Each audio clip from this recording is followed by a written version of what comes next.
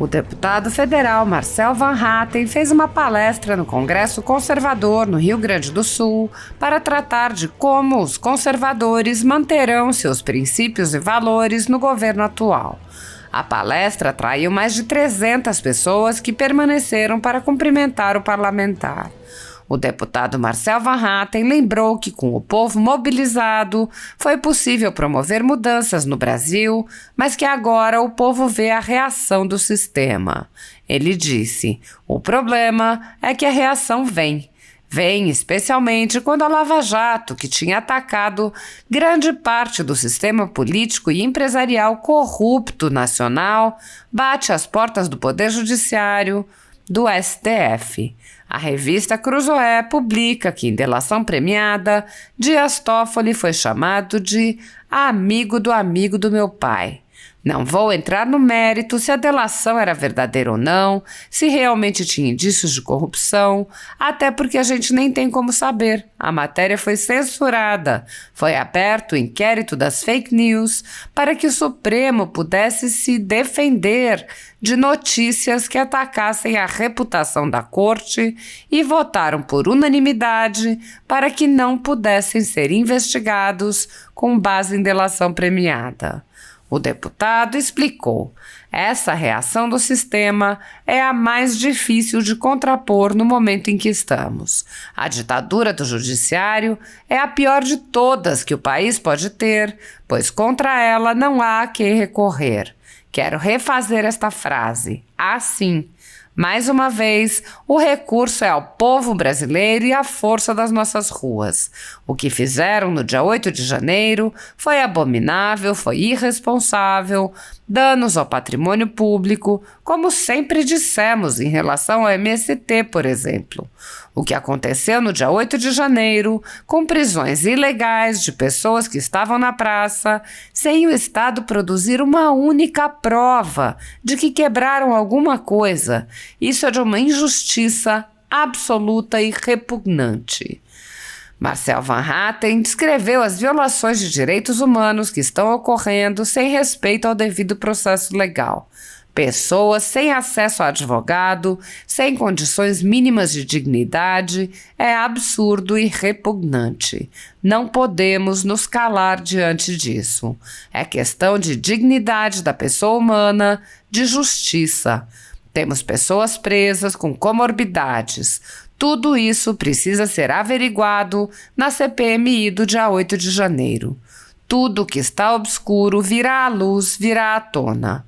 Temos de fazer uma grande reação a tudo que está acontecendo no Brasil, como a cassação de Deltan Dallagnol, o mais votado no Estado.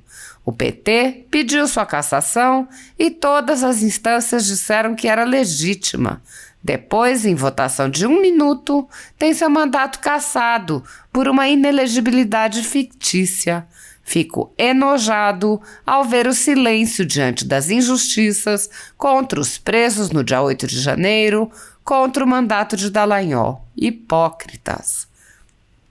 O deputado afirmou: "O momento é crítico no nosso país, com sucessivas agressões às liberdades individuais, à nossa Constituição e ao Estado de Direito.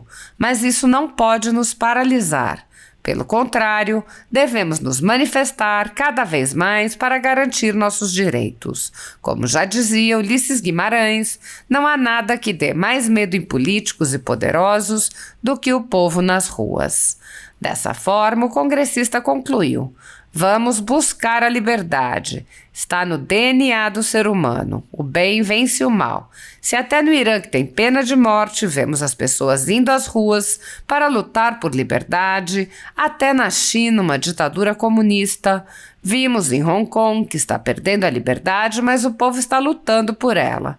Se até lá vemos o povo lutando, não somos nós gaúchos que vamos nos acovardar. Eu duvido. Podem colocar centenas de pessoas na cadeia ou até milhares, como fizeram em Brasília, mas não conseguirão colocar milhões de brasileiros na cadeia. Fora Lula." A ditadura da toga segue firme. O Brasil tem hoje presos políticos e jornais, parlamentares e influenciadores censurados. A Folha Política tem toda a sua receita, gerada desde 1º de julho de 2021, confiscada por uma canetada do ministro Luiz Felipe Salomão, ex-corregedor do TSE, com o aplauso e o respaldo dos ministros Luiz Roberto Barroso, Alexandre de Moraes e Edson Fachin. Todos os rendimentos de mais de 23 meses de trabalho do jornal estão sendo retidos sem justificativa jurídica. Anteriormente, a Folha Política teve sua sede invadida e todos os seus equipamentos apreendidos a mando do ministro Alexandre de Moraes. Mesmo assim, a equipe continuou trabalhando como sempre, de domingo a domingo, dia ou noite, para trazer informação sobre os 3 poderes e romper a espiral do silêncio imposta pela velha imprensa, levando informação de qualidade para todos os cidadãos e defendendo os valores, as pessoas e os fatos excluídos pelo mainstream, como o conservadorismo e as propostas de cidadãos e políticos de direita. Se você apoia o trabalho da Folha Política e pode ajudar a evitar que o jornal seja fechado, pela ausência de recursos para manter sua estrutura, cumprir seus compromissos financeiros e pagar seus colaboradores, doe qualquer valor à empresa Raposo Fernandes por meio do Pix, cujo QR Code está visível na tela, ou por meio do código ajude@folhapolitica.org. Caso não utilize Pix, há a opção de transferência bancária para a conta da empresa Raposo Fernandes, disponível na descrição deste vídeo e no comentário fixado no topo. A Folha Política atua quebrando barreiras do monopólio da informação há 10 anos e, com sua ajuda, poderá se manter firme e continuar a exercer o seu trabalho. Pix ajude@folhapolitica.org. Assista. Nós estamos num momento político hoje que nos deixa muito preocupados. O prefeito Fábio Branco, que está aqui, que foi meu colega na Assembleia Legislativa, obrigado pelo prestígio da tua presença, obrigado por ter vindo aqui também participar. Falamos ontem à noite sobre a organização. Obviamente, o senhor já sabia que teríamos o evento aqui e disse que já estava programado para vir e está conosco. Sabe muito bem das batalhas que sempre travamos muito juntos na Assembleia Legislativa e depois quando deputado federal também, em uma série de temas, inclusive desse pedágio abusivo que nós temos aqui na região, que é um absurdo, né? Mas também em outras áreas relacionadas principalmente à parte da defesa das nossas ideias, aquilo que a gente acredita ser o melhor para o país. E o Fábio, para mim, também é um grande exemplo de lutador, até porque ele está substituindo também uma desgraça que passou por Rio Grande faz pouco tempo atrás aqui na prefeitura e que não pode voltar.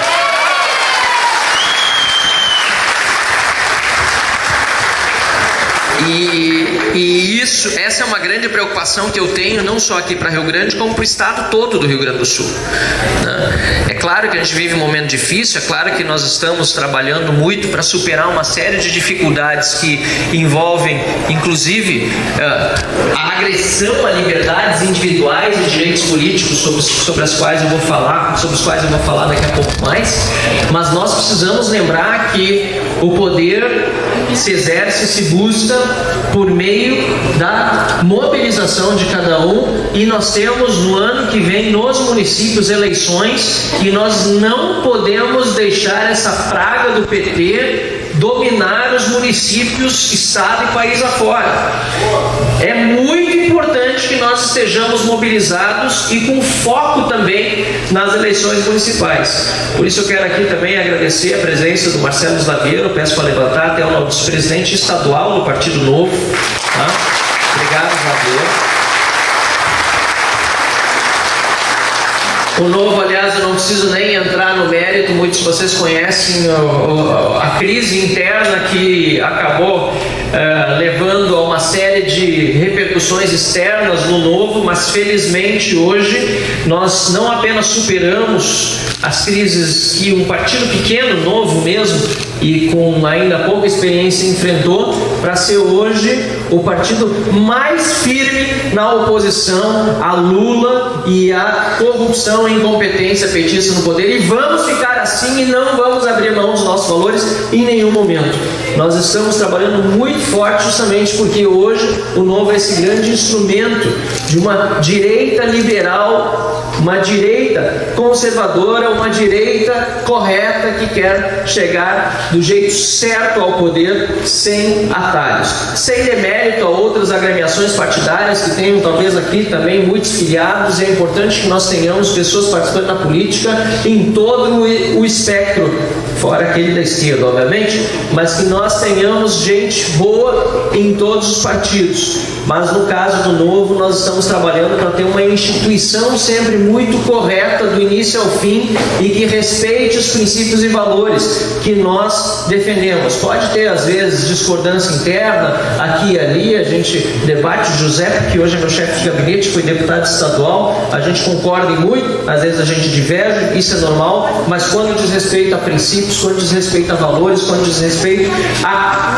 ao cuidado com o dinheiro público, por exemplo, nós não abrimos mão dos nossos ideais. E para nós também um grande exemplo disso é o nosso querido governador de Minas Gerais, Romeu Zema, que é um grande exemplo dos mineiros e um grande exemplo do Brasil.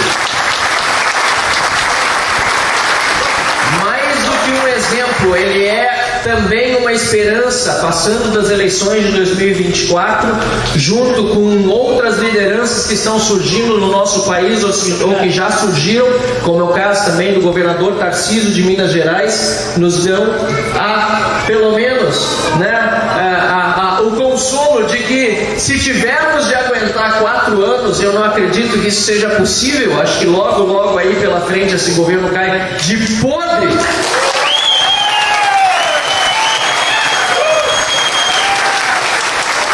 Mas se nós tivermos que, porventura, aguentar 4 anos essa tragédia, nós com certeza teremos alternativas excelentes, como, por exemplo, Tarcísio e Zema para a presidência da República em 2026.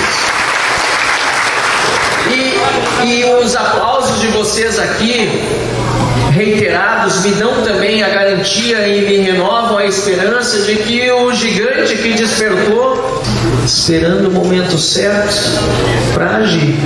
Mas este público aqui, que certamente surpreende muitos que depois vão ficar sabendo do tamanho do evento, nos dão a garantia de que realmente o Brasil decente é maioria, vai voltar às ruas e vai derrubar esse regime ditatorial que estão tentando implantar no nosso país.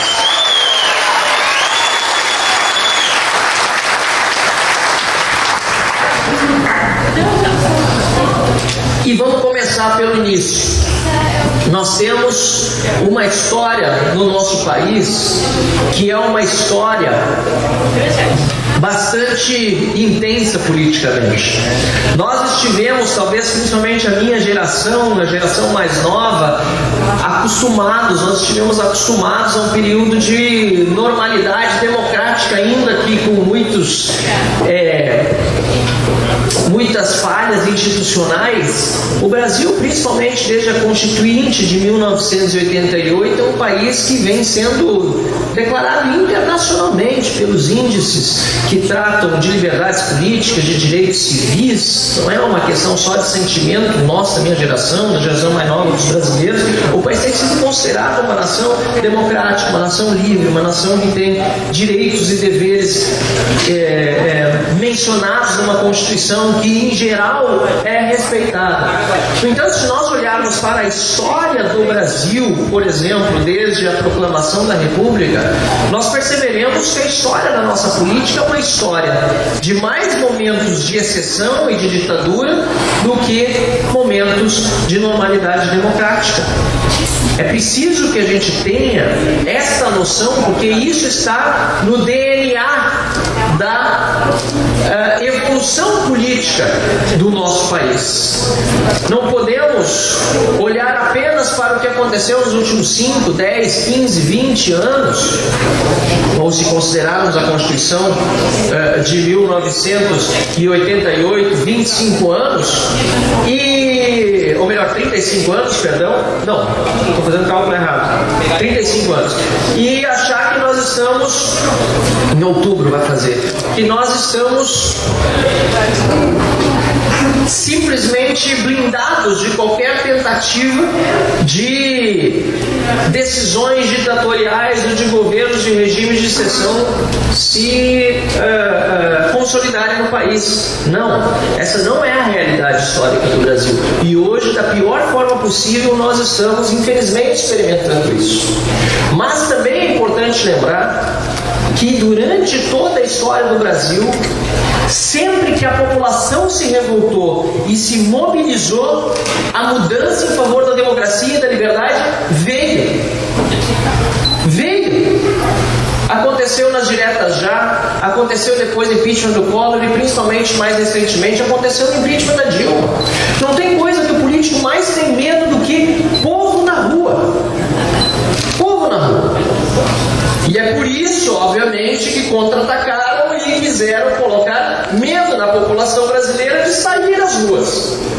Porque sabe que é isso que realmente pode mudar o destino de um país como o Brasil. Nós começamos a ver esse processo no nosso país de mudança mais recente, de povo na rua, fazendo a pressão política lá em 2013. E é importante lembrar que o estopim para aquele movimento de 2013 não foi a bandeira verde e amarela e as pessoas indo para a rua por liberdade, por democracia, contra o PT, não.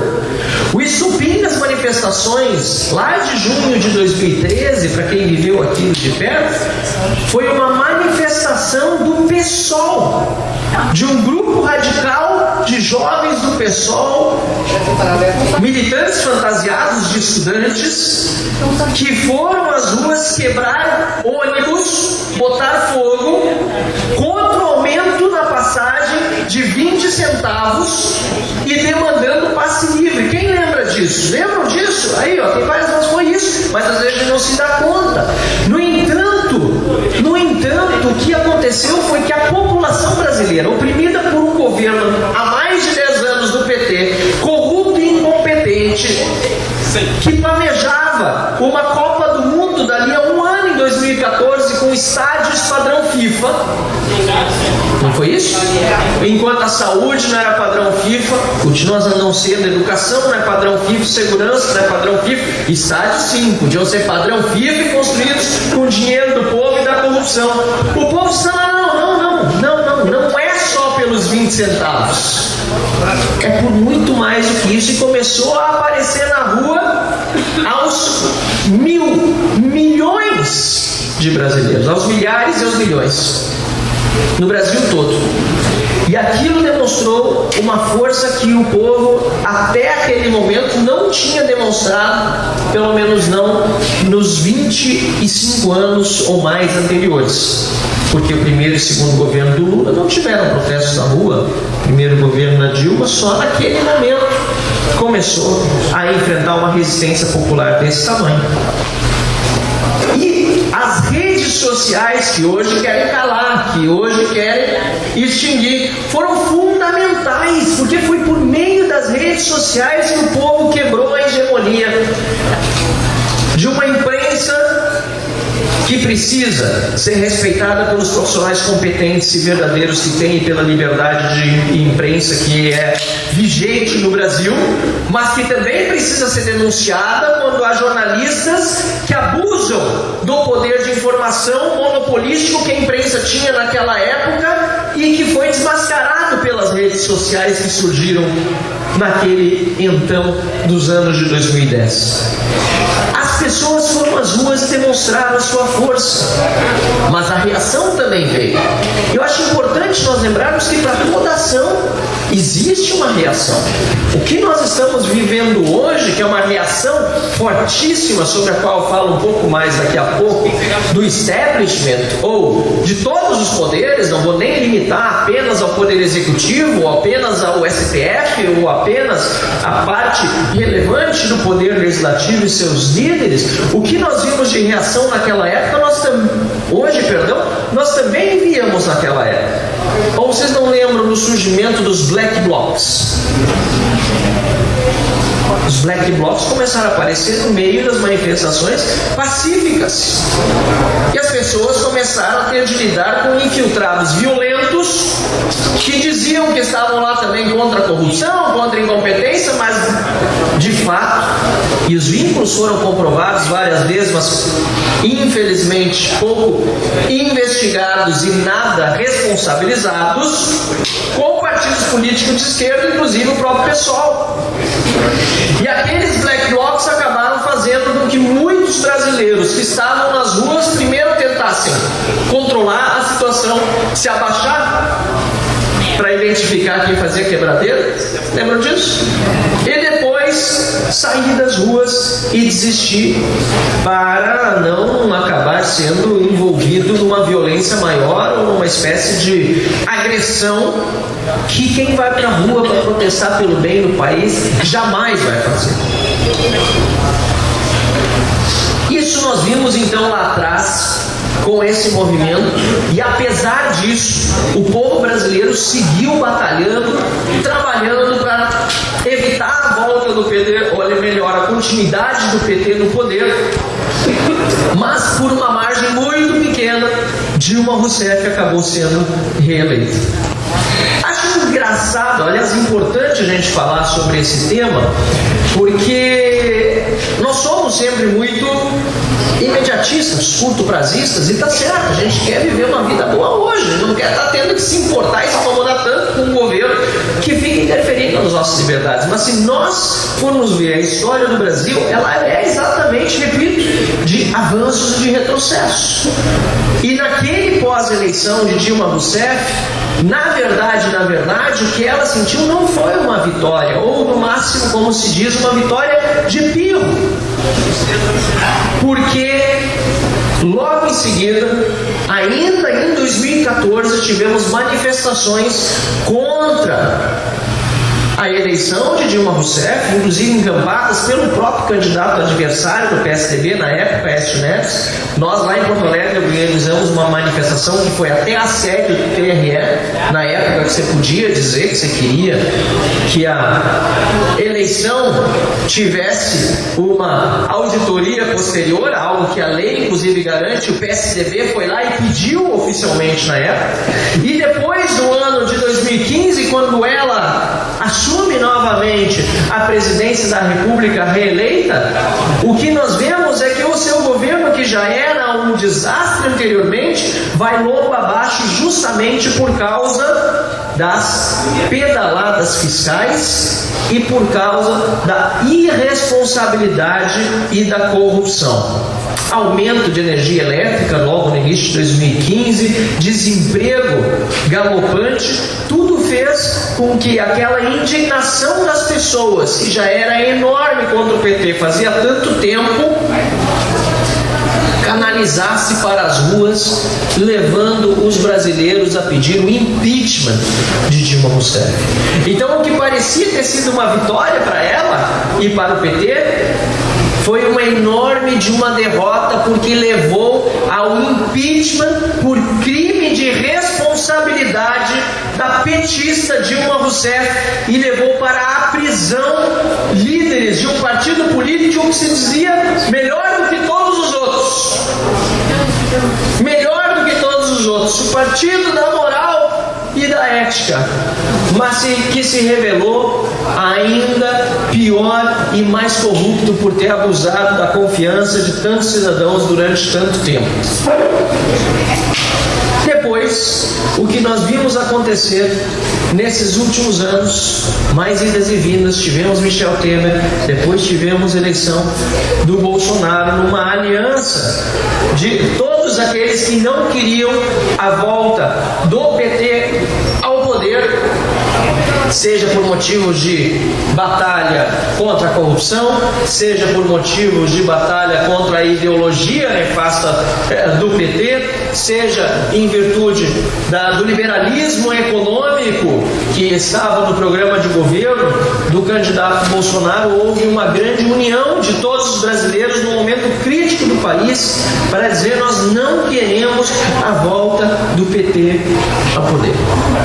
E assim tivemos e vivemos os últimos 4, 5 anos. O problema é que a reação vem, especialmente vem quando a Lava Jato, que tinha atacado grande parte do sistema político e empresarial corrupto nacional, bate as portas do poder judiciário, do STF. A revista Cruzoé publica uma matéria dizendo que numa delação premiada, Dias Toffoli foi chamado de amigo do meu pai. Vocês lembram disso? Não vou entrar no mérito se a delação era verdadeira ou não, se realmente havia indício de corrupção, até porque a gente nem tem como saber hoje por quê. Ela foi censurada, essa matéria da Cruzoé. Foi aberto um inquérito das fake news para que os supremos pudessem se proteger de notícias falsas que atacassem a reputação da corte brasileira, e votaram pela impossibilidade de ministros da Suprema Corte, por unanimidade, serem investigados com base em delação premiada. Vocês lembram disso? Foi lá no ano de 2019. E esta reação do sistema é a mais difícil de contrapor no momento em que hoje nós estamos, porque a ditadura do Poder Judiciário é a pior de todas as que um país pode ter, porque contra ela não há quem recorrer. Mas eu quero refazer essa frase assim: mais uma vez, o recurso é ao povo brasileiro e à força das nossas ruas. O que fizeram no dia 8 de janeiro foi abominável. Abominável. Foi irresponsável e cometeu um crime de dano ao patrimônio público, como nós sempre dissemos em relação àqueles que nunca são penalizados do movimento criminal, do MST, por exemplo, que deveria ter a maior parte dos seus membros respondendo pelos crimes que cometeram ao longo de tantas décadas no Brasil, prejudicando o nosso agro, prejudicando o nosso país. E eu só cito um movimento, podia citar outros movimentos que usam da sua violência, MTST, UNE e assim por diante. Nós defendemos isso e não defendemos isso com viés ideológico. Agora, o que aconteceu no dia 8 de janeiro com prisões ilegais de pessoas que estavam na Praça dos Três Poderes, mas contra as quais até este momento, apesar de centenas ainda presas, o Estado não tem produzido uma única prova de que elas efetivamente quebraram alguma coisa, isso é de uma injustiça absoluta e repugnante.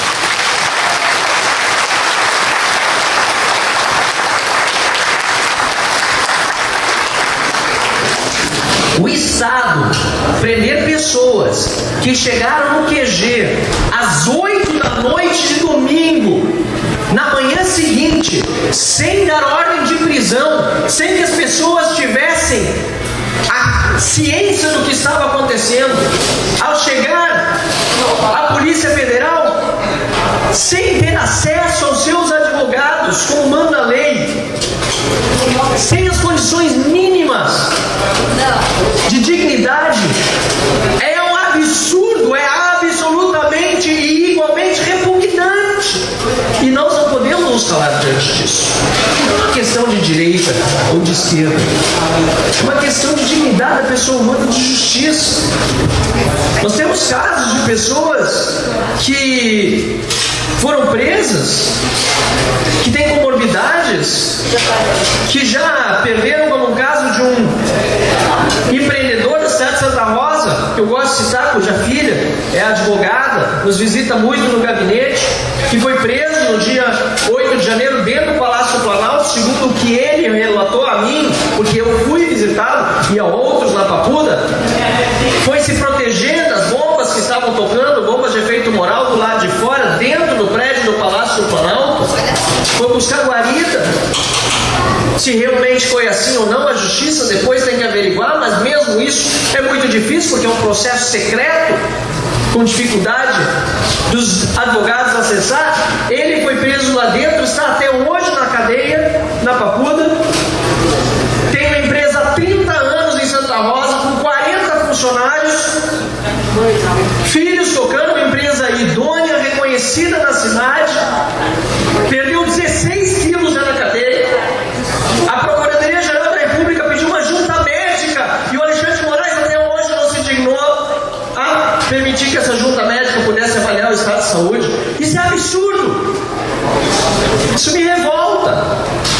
E isso precisa ser averiguado na Comissão Parlamentar Mista de Inquérito, que vai funcionar com ou sem a minha presença pelo bem do Brasil, apesar de estar engafiando a presença do Novo nessa comissão.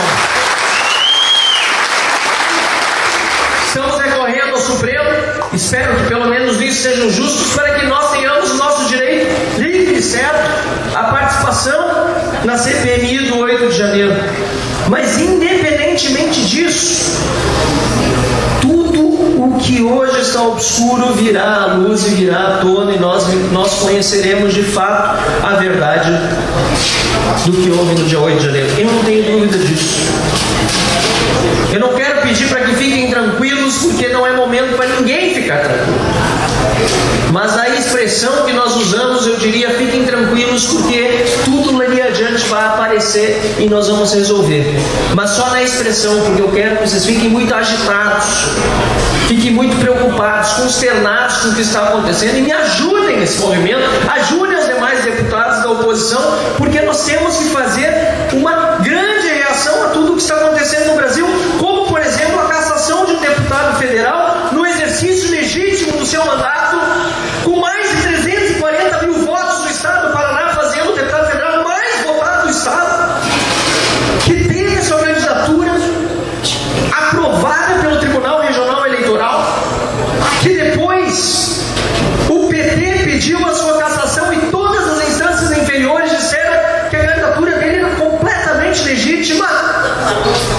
E em uma sessão no julgamento de pouco mais de 1 minuto e 6 segundos, tem o seu mandato declarado cassado por uma inelegibilidade fictícia, que não existe, portanto, na lei. Nós somos todos, nesse momento, Deltan Dallagnol, para que ele recupere seu mandato, ou melhor, que não perca, porque esse mandato não é dele, é do povo.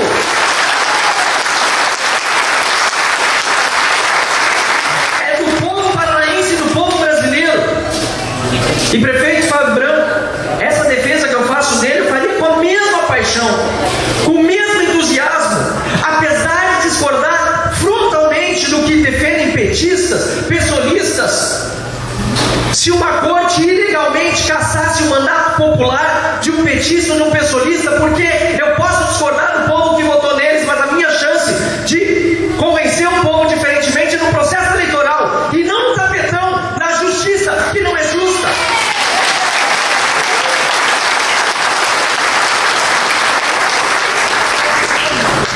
E é por isso que eu digo para petistas, pessoalistas e para todos que estão na esquerda, que dizem que são contra a censura, dizem que são a favor dos direitos humanos, que eu fico muito envergonhado, enojado de ver o silêncio deles diante da injustiça com os presos do 8 de janeiro e diante da injustiça que está sendo feita com o Deltan Dallagnol. Hipócritas! Hipócritas! Hoje é o Deltan. Hoje é o Deltan. Amanhã pode ser qualquer outro deputado federal ou senador. Amanhã pode ser eu. Assim como eu já fui mencionado completamente indevidamente, mas desconfio que seja por ameaça, num processo de desbloqueio de redes sociais. As minhas redes nunca foram bloqueadas. E o ministro Alexandre de Moraes me incluiu para dizer, no mesmo processo que estavam o Nicolas Azucaia, que tiveram também injustamente suas redes, ilegal e inconstitucionalmente suas redes bloqueadas e censuradas, dizendo: olha, estou desbloqueando suas redes, deputado Marcel Van Hatten, que nunca foram bloqueadas. Mas se você fizer um discurso de novo atentatório contra a justiça eleitoral, o Estado Democrático de Direito, coisa que também nunca fiz, você terá uma multa diária por post de R$20.000, penhorada diretamente no seu subsídio de salário de deputado federal. Eu estou até hoje sob essa ameaça.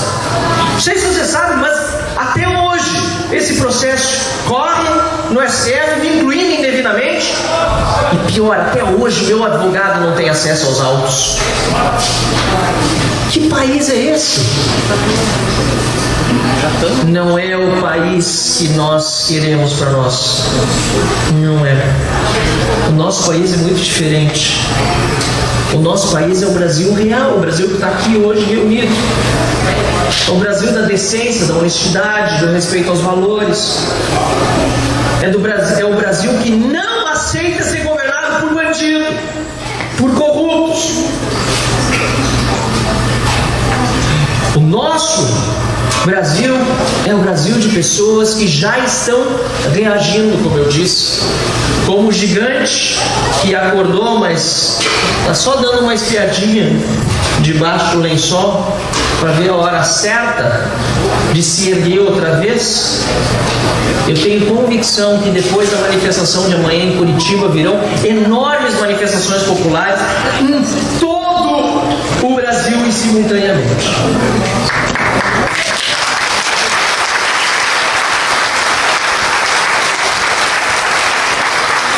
Primeiro porque nós temos, e aí não é só o brasileiro, é todo ser humano, nós temos no nosso DNA a busca pela liberdade, a busca pelo que é nosso de direito, a defesa da nossa vida, da nossa família, dos nossos amigos, de quem está conosco. Está no DNA do ser humano, o bem vence o mal. Se nós vemos no Irã, como eu disse ontem em Pelotas, Tiago, John, nossos representantes lá do Novo na cidade estão conosco aqui. Se nós vemos no Irã um país que ainda tem a pena de morte por apedrejamento para mulheres, que tem a pena de morte para todos por desafiar o Estado. Se lá no Irã nós vemos isso e ainda assim a gente vê as pessoas indo às ruas protestar por liberdade contra o seu governo, e vale isso para o Irã, vale isso inclusive para a Rússia, até na China, que é uma ditadura comunista, nós vemos volta e meia protestos sendo organizados, e um grande exemplo foi o que aconteceu recentemente em Hong Kong, que está perdendo a sua liberdade, mas o povo está lá lutando por ela. Se nós vemos isso em ditaduras consolidadas há tanto tempo, não é no Rio Grande do Sul, não somos nós, gaúchos do CTG Combate Armado, que vamos nos bichar. Eu duvido.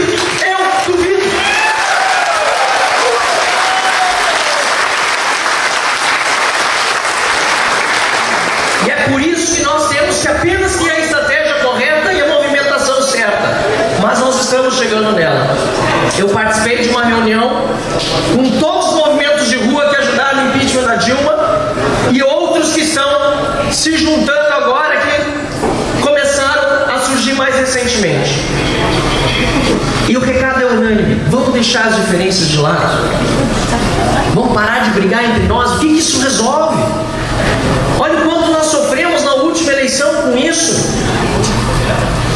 Nós, o Giuseppe, aliás, e eu somos testemunhas disso. O Giuseppe era para estar na cadeira dele de deputado estadual lá, ele foi um excelente deputado, aumentou em 80% os votos dele para deputado estadual, mas de novo perdeu de 2 para 1 cadeira só lá na Assembleia Legislativa, e infelizmente isso também foi o resultado de muitas das brigas entre nós. Não é hora de desunião, aliás, nunca deveria ter sido. Agora vamos juntos, porque eles podem, não deveriam, podem caçar o passaporte de um, jamais deveriam fazer isso, bloquear as contas bancárias de outro. Não deveriam. É ilegal, é inconstitucional da forma como estão fazendo. Mas podem, não deveriam botar uma pessoa na cadeia. Pode botar 10, pode botar 100, pode botar mais de 1000 como fizeram lá em Brasília. Mas eu tenho certeza, olhando para vocês, que é impossível